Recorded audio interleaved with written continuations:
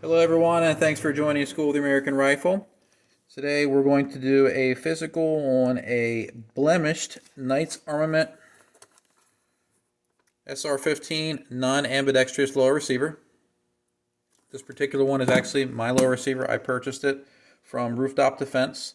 There was a batch, I believe there's a second batch now. They may be sold out now of these lower receivers. They're very hard to source. And they were advertised as blems that may have dimensional issues and cosmetic issues.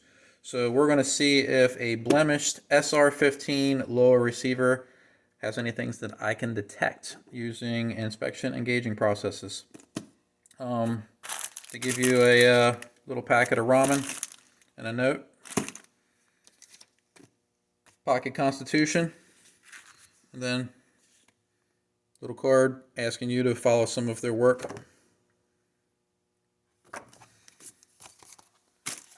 The guys who run Rooftop are really good people, so I suggest you go check them out. I'm not getting paid in any way to showcase their work. I just wanted to get a hold of a Knight's lower and have one in my collection.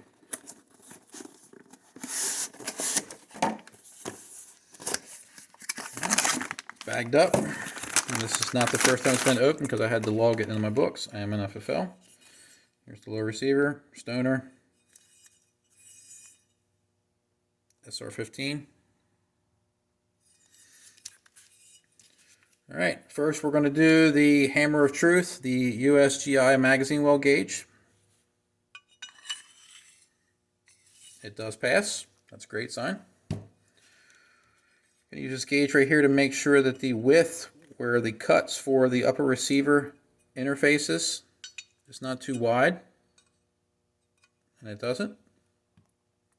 So that passes. Next, I'm going to measure the selector bore. Go gauge goes in. I can feel a little bit of slop in there.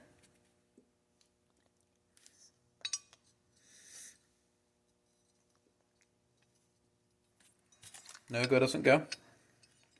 So the selector bore passes. I'm knocking over some of my gauges. I'm going to have to recheck those. Now we're going to do front and rear takedown. Let's see if it takes the go side. And it does. Let's check the no-go. It wants to start a little bit right there, but that's not a fail. And it starts a little bit there too.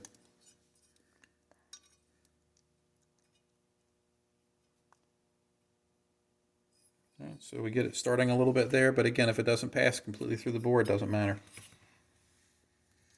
Check the hammer and trigger pin holes.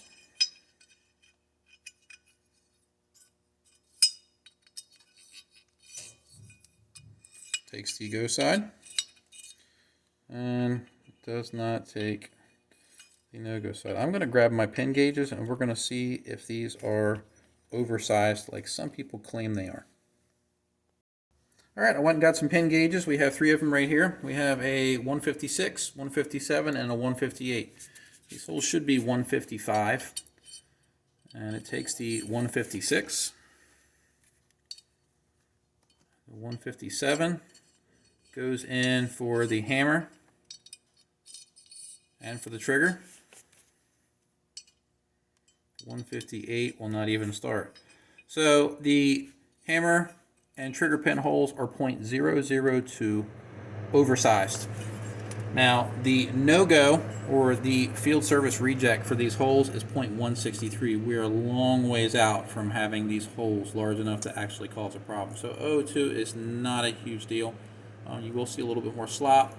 You put a better trigger in here, you will feel a little bit more creep, take up, depending on the trigger, because of the little bit of movement that you have here in these pinholes. Beyond that though, not a deal breaker. If we look at the side of the machining here, we have nice even wall on both sides of the fire control group pocket, so we don't have a thin wall on one side because the pocket was cut off. All right, so the last thing we have to do is check for the back of the receiver here, where it's threaded for the buffer tube or receiver extension. We're going to check it with a class 3 go gauge. Class 3 go gauge starts and goes in. Let's see if it takes the no-go. No-go wants to start, but it does not want to go any further. That was Class 3 no-go. This is Class 2 no-go. So we have Class 3 fit here for the receiver extension bore.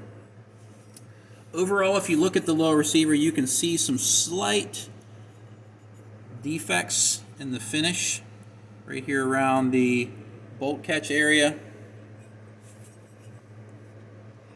We can see a little bit of finish missing right in these areas here.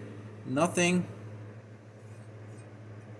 catastrophic though, as far as all that finish is awful. We have a little bit of a mark right here on the edge of the bolt catch ear. You can see a little bit of a blem right there as well. Let me grab my pointer. Right here. A little bit there, a little bit there, and like I said, there's little areas where the anodizing is missing. Overall though, calling this a blem is probably a stretch. The only thing that I can detect so far in this physical is, like I said, the hammer and trigger pin holes are .002 oversized. Beyond that, this thing passes with flying colors. So that was a pretty quick physical because we don't have a lot of components to deal with. So I hope you found this video educational, and thanks for watching.